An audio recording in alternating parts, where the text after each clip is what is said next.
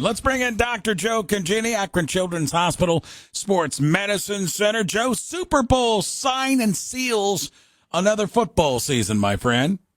It's in the books, Ray. We have a ways until we'll be talking about real football. So for a lot of people, that's a pretty depressing thought. But, one of my friends always says it's all about the medical team, the sports medical team.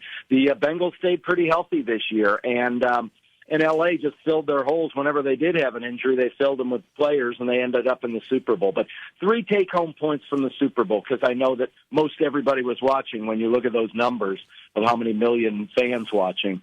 Number one, so much talk this year and then in the Super Bowl about all the harness braces, shoulder braces. What did you see in the Super Bowl? 3 different times they showed people getting a harness on or trying a harness to try to get back in the game for their shoulder injury.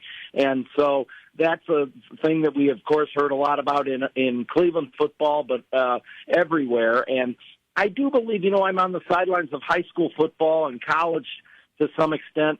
I do believe there's been an increase in shoulder injuries and people needing to be in a harness brace and trying to get back. The harness is to stop the shoulder from dislocating or popping out of place. And, one of the things that we're hypothesizing, although we need studies to prove this, is with the big changes in the last 3 to 5 years of trying to get football players to switch to leading with the shoulder to tackle rather than leading with the crown of the helmet and dropping the helmet. Perhaps that's the reason, as the athletes are bigger and stronger and faster, but people leading with the shoulder. And actually, from our standpoint, I probably would prefer shoulder trauma to head trauma overall, if that's the case.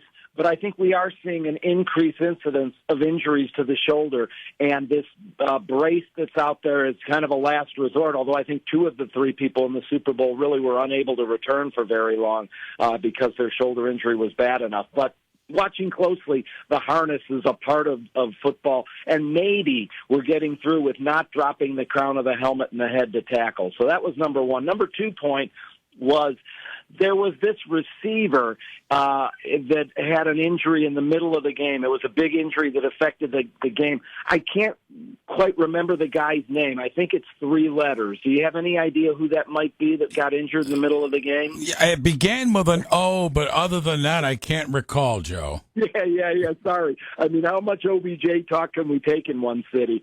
So a lot of OBJ talk. But you know what it said from a sports medicine standpoint, a lot of people are really surprised. I know the people that were watching with us, were saying, wow, that didn't look like much. He was just kind of preparing to make a little jump cut in the middle of the field, and his knee buckles. And there's a certain type of buckling. It's kind of almost like an exam we do on their knee called a pivot shift, and the knee kind of shifts right before your eyes and pivots and shifts and clunks, and you can see it. And, he wasn't hit by anybody. Remember, 75% of ACLs, non-contact, and it doesn't take much, as you could see, for a pretty significant shift of the knee and a tear of the opposite side ACL from what he had here a while back. So that was a second point that a lot of people were wondering about, that ACL injury. Geez, how could that happen on such a, what seemed like an innocuous play with a little cut in the middle of the field? And the third thing is my quiz for Ray for the week. You are so amazing to me. You get them all. But when they got Matt Stafford, the quarterback, you saw him under a pile, twist his ankle, and limp to the sidelines. And the trainer grabbed him on the sidelines, put him on the table, and the trainer did a technique to him called SPAT, S-P-A-T. Do you know what spatting means on the sideline? It's done all the time on Friday nights and Saturdays at every level of football. And I was a little surprised the people I was watching with before had never heard the term spatting. Do you know what that is, Ray? I'll just take a shot because I remember when they showed it, were they retaping the ankle? I'm not sure. Yes, exactly right. But spatting is when you tape over the shoe. You don't have enough time because most of these people that have unstable ankles from previous ankle injuries, they're well taped underneath. And for you to take the shoe off, take the sock off, take off all the tape and the gear and retape them, no way he'd be ready for the next series. So what we do quite frequently in football is tape over the top of the shoe. But the problem is high school players love the look of it. It's so cool on Saturday and Sunday to see somebody spatted that they go to the high school trainers, and a constant source of irritation for our high school certified athletic trainers is athletes coming up and saying, "Can I get taped over the top? Can I get spatted?" And but when you do that, then you don't have the opportunity if they do roll it again. It's one more trick in your bag of tricks to get somebody back out there and stabilize the ankle.